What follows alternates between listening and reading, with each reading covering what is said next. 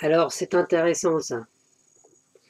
Un article voilà, qui explique on réserve le droit d'achat à ceux qui habitent de plus d'un an en Bretagne. Alors oui et non. Moi, je dis simplement une chose, c'est que pour résoudre le problème de logement en France, il y a une seule chose à faire qui va déplaire forcément aux riches, mais pas tous ceux qui galèrent pour se loger, etc. C'est de interdire la résidence secondaire et plus. Si on a au-dessus plus qu'une résidence secondaire, toutes les autres résidences, les propriétaires sont dans l'obligation de les revendre sous moins d'un an, sous un an maximum. Et chaque année qui passe, si ce n'est pas fait, c'est que 5% du prix du bien qui diminue, enfin qui n'ira pas dans les poches du propriétaire. C'est-à-dire que ces 5%-là, par exemple, si c'est vendu au bout de 2 ans, ça fait 10% en moins du bien. Et ben, ces 10%-là iront dans la poche de l'État et pas dans la poche ça ne sera pas 10% moins cher pour le vendeur parce que du coup, sinon, les vendeurs, ils attendront, ils diront, oh, on va attendre 2 ans pour acheter. Non, non, le vendeur, il paye le même prix. Enfin, en fonction, bien sûr, si le propriétaire n'a pas baissé de façon normale le prix au niveau agence. Et du coup, ça permet à l'État d'avoir 10%, de recevoir 10% de l'argent. Et cet argent servirait uniquement pour construire des logements sociaux, ou des logements pour aider ceux qui sont dans la précarité.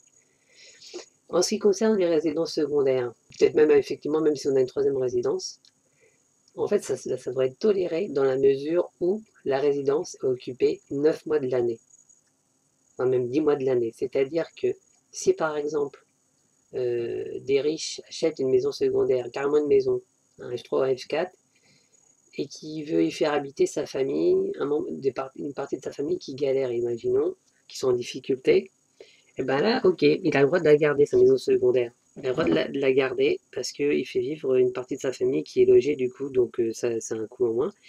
Mais il faudra veiller, bien sûr, que cette famille, qu'il n'y ait pas d'abus. Donc là, c'est encore à creuser.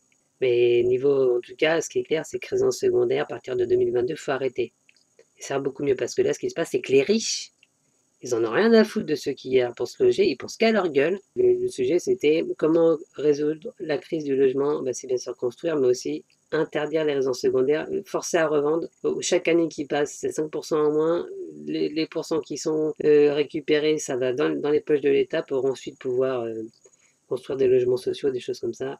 Enfin, aider ceux qui galèrent à se loger, peut-être même faire des cautions, aider à payer les loyers, enfin voilà.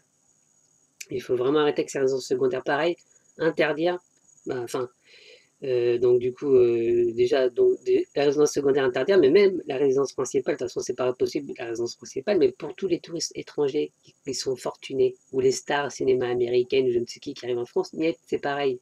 Ça aussi, c'est interdit. C'est fini. C'est priorité à ceux qui sont, les locaux qui sont en longueur d'année, euh, à tel endroit. Et vous verrez qu'il va y avoir beaucoup de biens qui vont être en vente. C'est pareil, acheter pour louer sur Airbnb, c'est pareil, c'est fini. Ça doit être interdit aussi. C'est beaucoup mieux. On l'a déjà vu avec le Covid.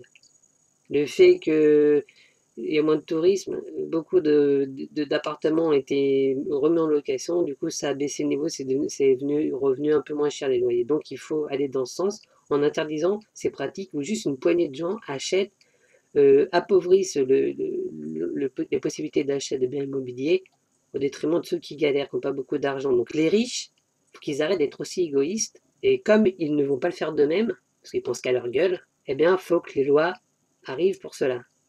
Donc la loi qui interdit la résidence secondaire, et pour ceux qui en ont déjà ou plus, bah, qu'ils les revendent. Et en fonction de combien et je dirais même que ça serait 5% en moins par an sur une résidence secondaire, mais quand c'est une troisième résidence, une quatrième, une cinquième, ça ne sera pas 5, ça sera 10 ou 15%. Et si au bout de 5 ans, le bien n'est pas vendu, c'est acquisition par l'État d'emblée. Je vais leur apprendre aux riches, moi, à se foutre de la gueule du monde comme ça.